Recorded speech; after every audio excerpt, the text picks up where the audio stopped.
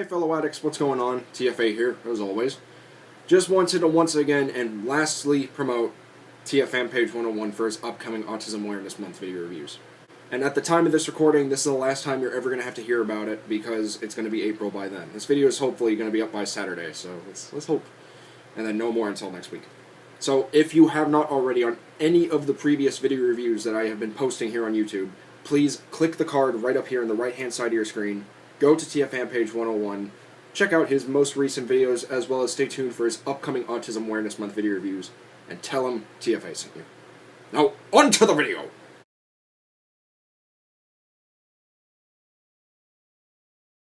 Big thank you to everyone of my Super TF Addicts on Patreon. Click the link in the description to become a Super TF Addict today.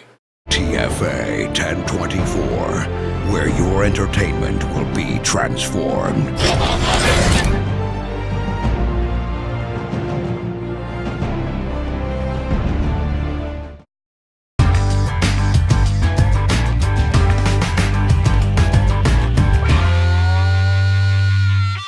Bah weep, grog now weep, nitty bong, my fellow addicts. This is TFA 1024, the Transformers Addict, coming to you with yet another TFA review. And in this video review, we're going to go and take a look at the Transformers Studio Series number 41, Revenge of the Fallen Deluxe Class, Scrapmetal. But of course, before we take a look at Scrapmetal himself, let's go and take a quick look at the packaging in the Studio Series fashion that I've been doing. So here's the front. Here's the side. Here's the side, showing off Devastator, unfortunately. But as a bonus, here is Scrapmetal's box art, courtesy of TF Factory on Weibo. And here's the back of the box with your obligatory product shots, brief bio, cross sales, and more. And here we have Scrapmetal in his vehicle mode. Now, unfortunately, the vehicle mode isn't all that too accurate, but it looks like they were trying to go for more along the lines of a front digger that looks very reminiscent to TLK Trench. Which, honestly, not really a bad thing. Maybe they'll retool him into Trench one day, because Trench was a thing. But as you can see in the little overhead, you can see that Scrapmetal was supposed to be a yellow Volvo excavator. And while this isn't exactly too accurate towards that, I think that, honestly, they did what they could. It seems like they're going based off of early concept art of Scrapmetal, thanks to Paul O'Mizzy, because this is his concept art. And I think that's really cool that Studio Series is not only implementing designs already existing within the movie universe franchise as is, but is also implementing early concepts that were never to be used for anything whatsoever. And I am extremely happy that Scrapmetal here has finally gotten his first ever official figure. Now, for those of you who don't know who Scrapmetal is, here's a little bit of a history for him. Need parts. Here's a little one.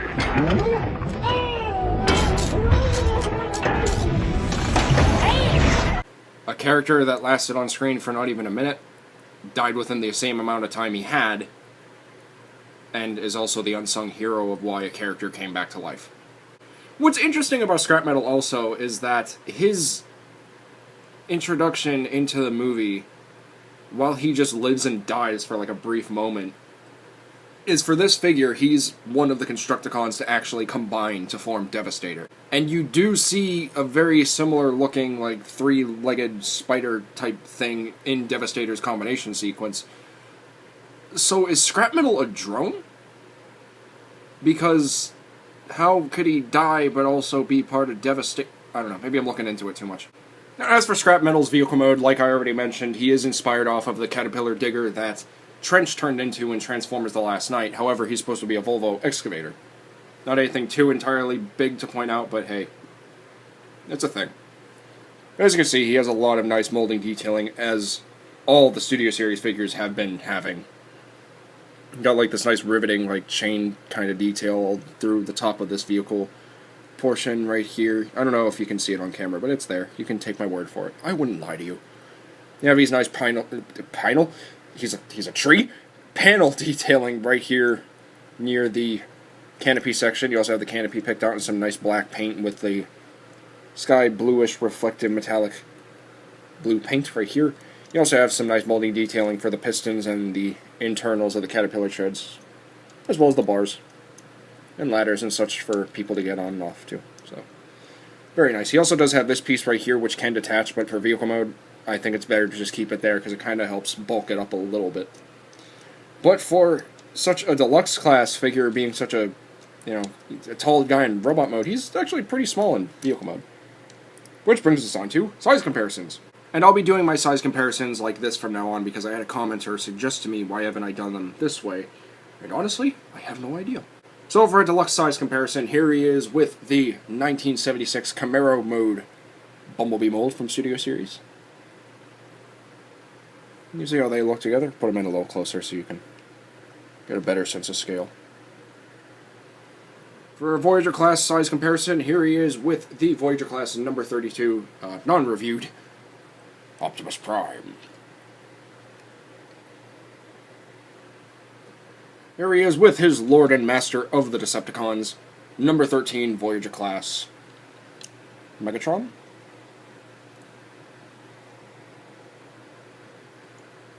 And of course, here he is with the previously reviewed number 37 Constructicon Rampage. And I, once again, cannot wait to see what these Constructicons, all of them together, are going to look like, as well as Devastator in hand, because as far as we've seen, we've only seen a prototype of him, and even that looks really promising. So there you go.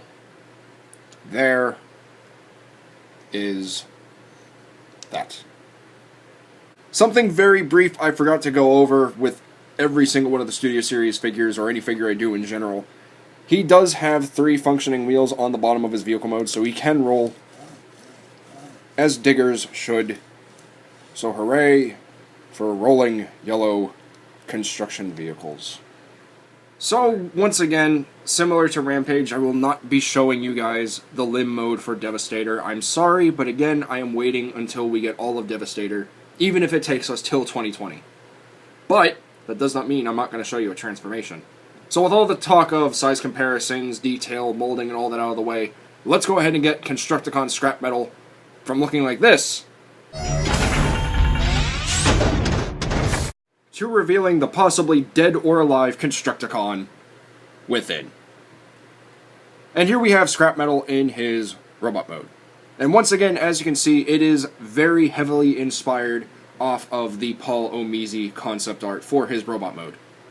Now, while I was taking a little bit of a break trying to film the stop motion, I did do some research, and apparently there is a third concept art for Scrapmetal that has never seen the light of day.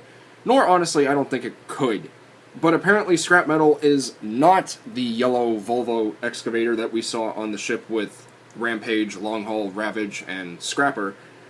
But apparently he might be a yellow bulldozer. Apparently he's also known as the unknown construction shovel, which we see with the Constructicons when they combine to form Devastator. He apparently is that little thing. See, this is what confuses me with the Michael Bay movies, honestly. I love them, but they... But as you can see, Scrapmetal is very heavily inspired off of the Paul Omizi concept art. And honestly, I love the fact that Scrapmetal has finally gotten a proper figure, which he honestly should have gotten in Revenge of the Fallen back in 2009. But after 10 years, here he is on our shelves in our collection, and he is beautiful at that. So getting a look at that head sculpt, you can see, once again, you have some nice yellow and black paint for the head. You also do have some red for the optics, but because they're so sunken into his head, you can't exactly see where they are, but they're there. You have some nice molding detailing for the front of the chest. Trying to hold it into the light and also zoom in. So you have some nice silver accents for the inside of the abdomen. You got all kinds of technobabble being revealed, mechanical stuff like gears and cogs and all that fun stuff. You also have some nice detailing in the lower region. Also, this wheel still rolls, just kind of cool. Kind of helps implement the whole like moving robot type thing they do in the movies, like when they speak or something, or they move, parts move around them. You have the caterpillar treads. You got the legs and the feet, and they all looks very nice. I also like the fact that like the canopy section for the front of the excavator, front digger, can open up to reveal another little claw, which is stuck on a panel. I think that's very nice. And then you have another little claw right here, so he can pinch you, and it'll hurt you or kill you. Pretty sure it'll kill you. But I like Scrapmetal. He's a cool looking little Constructicon. It's just nice to see him finally join the ranks of Revenge of the Fallen Constructicon toys. We've gotten Rampage, we got Long Haul, we have Demolisher / Scavenger, and we have, or Mixmaster. We have him as well, and it's nice to see that, like, Hasbro finally decided to take it, you know, take the mantle and be like, well, we're going to add Constructicons that never got toys in the first place. So once again, I'm going to be really excited to see Hightower finally get a toy. Scrapper and Overload finally get officially licensed Hasbro figures. That's going to be beautiful. As you can see, he does have a little bit of a backpack. You know, the whole digger is right there on the back. And just to tease you guys a little bit, because I gotta, this little piece right here does flip out, and that's going to be how we connect Scrapmetal to Hightower, so they can form Devastator's left arm or right arm? I can't remember. So, but yeah, I absolutely love Scrapmetal. He's a fun little figure. So, now for articulation, his head is on a ball joint as well as a hinge, and you can see that because it's right there. So he can look up that far, kind of, but that's because of the way his head is made. He's got a thick neck, so he can't look up too far. He can look down that far, though, which is very nice. The shoulders are on a hinge, ratcheted hinge, as well as a ball joint, so they can rotate 360 degrees. They can go up and down, but it's mainly for transformation, so utilize it if you want to. The elbows are on a hinge joint, and they can go well over 90 degrees. They can get a nice crunch right there. He can uppercut someone, which is really cool. The elbows are also on a ball joint, so you can swivel it 360 degrees if you really want to. You can also bend right there. And this is on a hinge as well as another hinge, so you can have him pinch someone. But be careful, because it's going to get stuck back in the shovel, and it's kind of a pain to get out if you don't have fingernails. Or good finger dexterity. Nothing at the waist, I don't think. Nope, nothing at the waist. But at the hips, you do have a ball joint, so it can go out that far, can go back that far, can go in and out, can swivel a little bit. The thigh itself is on a mushroom peg, so it can rotate 360 degrees. He also has chicken legs, so he can straighten his legs out if you really want him to stand up straight. He can bend his knee that way, he can bend his knee that way, and he has a little bit of a toe wiggle. So there's the articulation for Scrapmetal. So there you go. He also does have a quote-unquote weapon, as I like to call it, and I use his little thing that he has in vehicle mode as a missile rack. Because honestly, if you look at that, it has those sectioned off areas, and it looks like he could either shoot missiles or guns or something. I don't know, just use your imagination. That's what toys are for. What are you, 40? If any 40-year-olds are actually watching this, I'm sorry. That's supposed to be a joke. So there you go. There is that. So for some size comparisons, here he is with the 1976 Camaro mode Bumblebee mold, specifically Clunkerbee. See how they look together? I think they actually look pretty good. I mean, Scrapmetal is still obviously bigger than Bumblebee, because in the movie, the Decepticons were always bigger than the Autobots, which I liked. For a Voyager scale comparison, here he is with number 5 Revenge of the Fallen Voyager class, Optimus Prime. Is that getting old yet? And you can see how they look together. To switch things up a little bit, here he is with the previously reviewed number 37 Voyager class Constructicon Rampage. See how they look together, and again, I can't help but gush, because they look so good together. And I'm really excited for the rest of the Constructicons. So there you go, you got some Constructicon compatriots together. And for the last size comparison, here he is with the previously reviewed Voyager class number 31 Battle Damaged Megatron. Because without Scrapmetal here, Megatron would not exist. And he's the reason why you Bay haters had to go through 2 more movies. Scrapmetal is the bane of your existence, because without him, Megatron would still be dead. So there you go. There is that. You're a good boy, Scrapmetal. Good job. And of course, like every mainline Studio Series figure, he does come with a backdrop, specifically sporting the scene where the Constructicons merge to form Devastator in Transformers Revenge of the Fallen. So my overall thoughts on Scrapmetal is, honestly, he's the winner of the deluxes in this whole wave. Shatter was ultimately hyped up to become a disappointment, and Cogman, while unnecessary repaint is still just a repaint nonetheless. But Scrapmetal here is a lot of fun. The most unique out of all of them, and I think that's what makes him shine the most. The vehicle mode, while exactly isn't accurate to the Volvo excavator that he turned into Revenge of the Fallen, despite him having the robot mode of Scrapper, it's confusing, I still think it works nonetheless. The transformation on this figure is a lot of fun. Very similar aspects to that of Combiner Wars Scavenger with the Devastator box set. Very similar. And it gives you a sense of satisfaction that I was able to do this without getting a headache.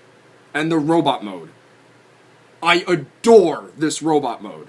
Mainly because I am a huge sucker for concept art. I like seeing the artists give the early stages of characters, and it's just another reason why I thoroughly enjoy Studio Series, because not only do they go with on-screen designs, they decide to use concept art that has never seen the light of day. And that is why I love this whole toy line. The robot mode looks superb. I thoroughly enjoy it. You can get him in some pretty cool looking poses. You know, he's gonna punch you like Deputy Dog. Gonna punch you. And he still has that very alienistic looking design that he did have in his concept art. Because if you looked at this, you wouldn't know he turned into an excavator unless you looked at the key points, like his hands, his legs. You wouldn't know he turned into an excavator because of the chest and the head or whatever. You wouldn't know. I mean, you turn him around on his side, you see the shovel on his back, and it's like, yeah, duh. But I thoroughly like this. The concealment in each form is also really good. I think it's quite possibly some of the best, because there's not really that much visible robot syndrome. More along the lines of like, okay, you see a couple parts, but it's not anything that reveals, you know, the Constructicon within. And seeing him stand next to, or rather, in front of Rampage, makes me thoroughly excited for the remaining 6 Constructicons. Hightower and Longhaul come out this year, so it's not, you know, too far-fetched to think that Tauntaun Review might be getting them very soon. But unfortunately for the rest of Devastator, Overload, Scrapper, Mixmaster, and Scavenger do not get their figures until 2020. So we're not going to be seeing Devastator anytime soon. But I think what they're doing is a wise idea, because it wouldn't really be worth the build-up to get Devastator right away, despite the fact that the prototype looks really good. But as for Scrapmetal, I would say, as a recommendation standpoint, pick them up if you just want a fun figure of a unique character that never really got to see the proper light of day, and is also an unsung hero similar to Jolt. Because while he's not necessarily a necessity to your collection, he is a very fun, cool-looking addition to your Movieverse Decepticons, as well as your Studio Series Constructicons. So pick them up if you want to, because I recommend, so you can decide. But that's pretty much all there is to say, my fellow addicts. And that's it! That's all the video reviews that I have to do for TF Addictress 4891, because without her, these reviews would not be possible. So once again, from the bottom of my heart, sweetheart, thank you very much for hooking me up with number 31 Battle Damage Megatron, number 40 Shatter, number 37 Rampage, and number 41 Constructicon Scrapmetal. Without you, these reviews would not be possible. So thank you very much, and stay tuned for the next video review of number 36, Entertainment Earth and online exclusive, Autobot Drift with Baby Dinobots, coming soon. As well as the mystery review that will be revealed this Sunday via Instagram and community tab here on YouTube. So stay tuned for that as well. But with all that being said, my fellow addicts, that's pretty much all there is to say. So this has been the video review for the Transformers Studio Series number 41 Deluxe Class Revenge of the Fallen Scrapmetal, and I want to thank each and every one of you for watching. And please remember, my fellow addicts, until next time, to get addicted, stay addicted, and TF Addicts for life! This is TFA 1024, the Transformers Addict, rolling out!